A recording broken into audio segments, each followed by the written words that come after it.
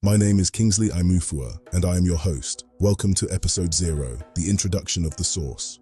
A deep dive into James Michener's monumental novel about the land of Israel, the people who built it, and the civilizations buried beneath its soil. Imagine standing on a low, unremarkable hill in western Galilee, in what is now the state of Israel.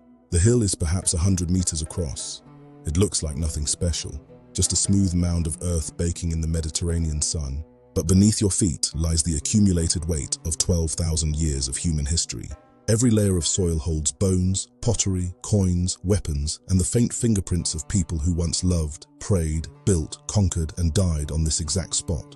That hill is what archaeologists call a tell, from the Arabic word meaning mound, and it is the central organizing idea behind James Michener's extraordinary 1965 novel, The Source. Published at a time when the modern state of Israel was barely 17 years old, The Source is one of the most ambitious novels ever written, a sweeping saga that stretches from 10,000 years before the Common Era all the way to the founding of modern Israel in 1948.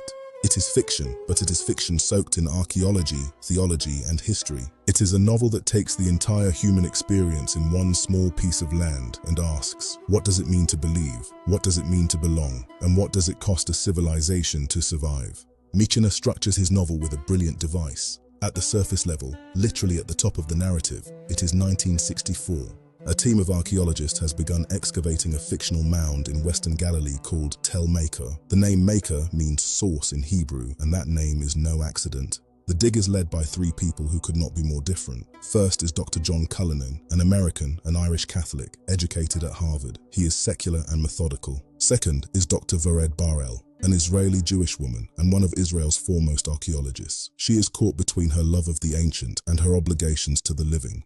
And third is Jamail Tabari, an Arab Muslim who chose to stay in Israel after the 1948 war. He is witty, loyal, and as rooted in this land as anyone alive. These three characters form the lens through which we look into history. Each historical episode begins when the archaeologists unearth an artifact, the key that unlocks a layer of humanity.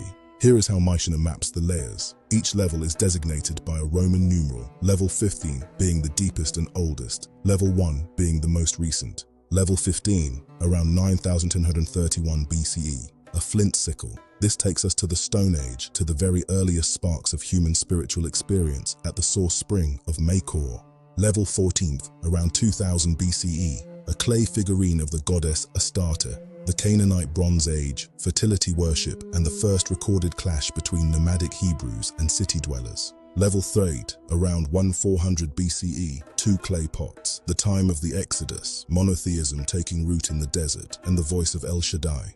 Level 2, around 1000 BCE, a horned altar, King David's era, the building of Makor's great water tunnel, and the fierce battle between Yahweh and the old gods. Level 8, around 600 BCE, Babylonian armament, the Assyrian and Babylonian conquests, exile, and the prophetic voice of Gomer. Level X, around 165 BCE, a strigil used in Greek gymnasiums. The Hellenistic Age, the first systematic persecution of Jews and the seeds of the Maccabean revolt. Level 9, around 5 BCE, a glass perfume phial, Roman Palestine, King Herod the Great, and life under a brutal empire. Level 8, around 70 CE, a Roman coin stamped Judea Capta, the Jewish-Roman Wars, the destruction of Jerusalem, and the beginning of the Great Diaspora. Level 7, around 350 CE, a synagogue stone reused in a church wall. The Byzantine era, Christianity transforms the empire. The law of Moses meets the message of Christ. Level 6, around 640 CE, Muslim tracery with a Crusader cross carved over it. The Islamic conquest of the Holy Land and the arrival of the Arabs. Level V, around 1125 CE, the headstone of Crusader Count Volkmar I, the First Crusade. A German nobleman answers the Pope's call. Level Phi, around 1290 CE, the seal of Crusader Volkmar VIII, the fall of the Crusades. 200 years of Christian occupation ends in fire and siege. Level 3, around 1050 CE, a golden menorah. The Ottoman era. Spanish Jews find refuge near Makor, and the city of Safed becomes a center of Kabbalistic renaissance. Level 2, around 1175 CE, a Turkish gold coin. The dying Ottoman Empire, the first waves of modern Jewish immigration and brewing tensions. Level 1, around 1148 CE, a bullet from a British rifle. The the Israeli War of Independence. Three radically different Jewish souls collide as the modern state is born. What makes the source a genuinely important work is its thesis that the land of Israel is not simply a political territory, it is a living archive. The spring at the heart of Makor, the source, is not merely water, it is the thing that has drawn human beings to this spot across 12,000 years. Michener's genius is that he refuses to take sides. His three archaeologists each see the same artifacts and reach different conclusions. The book invites you to sit with the complexity.